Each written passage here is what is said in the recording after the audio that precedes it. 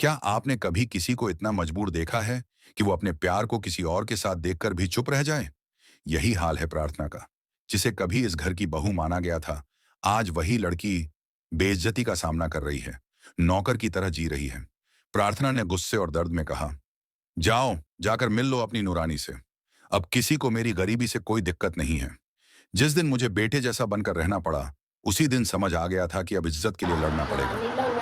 आज वही प्रार्थना भिखारी समझी जा रही है और उसे अब सिर्फ एक चीज चाहिए, इंसाफ। अब प्रार्थना ने ठान लिया है, अगर वो एक बार फिर इस घर में लौटी तो या सोनालिका नहीं बचेगी या प्रार्थना खुद को मिटा देगी। अब ये एक इमोशनल जंग बन चुकी है, जहां दांव पर है एक औरत की इज्जत और उसका प्यार। जिस सोनालिका को सबने सच्ची और मासूम समझा, वो जाके मिल लो अपनी नूरानी से। वो प्रार्थना से अब किसी को कोई प्रॉब्लम नहीं है हमारे गरीब होने से। जैसा बर्ताव देती है, हर रोज उसे नीचा दिखाती है। प्रार्थना समझ चुकी है ये लड़की इस घर को बर्बाद करने आई है। प्रार्थना का दिल तब टूट गया जब उसने शिवांश को सोनालिका के साथ देखा। उसे जलन भी हुई, दर्द भी, लेकिन वो कुछ कर नहीं सकी। क्यों?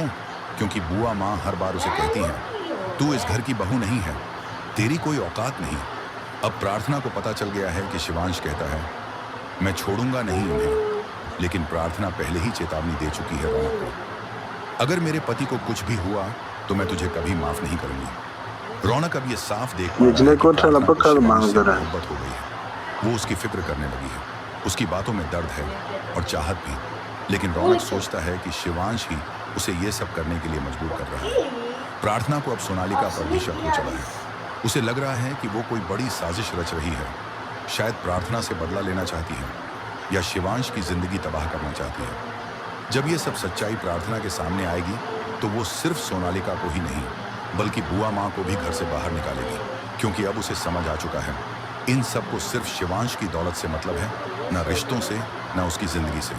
अब जो कहानी आगे बढ़ेगी उसमें आप देखेंगे कि प्रार्थना अब नहीं रुकेगी, वो लड़ेगी, चीखेगी नहीं, बल्कि सबको बेनकाब करके ही दम लेगी। क्या आप चाहते हैं कि प्रार्थना सोनालिका को घर से बाहर निकाल दे? क्या आपको भी लगता है कि प्रार्थना को अब हार नहीं माननी चाहिए? तो नीचे कमेंट करके बताइए। इसे अपने दोस्तों के साथ शेयर करें और ऐसे ही दिल छूने वाले अपडेट्स के लिए हमसे जुड़े रहिए।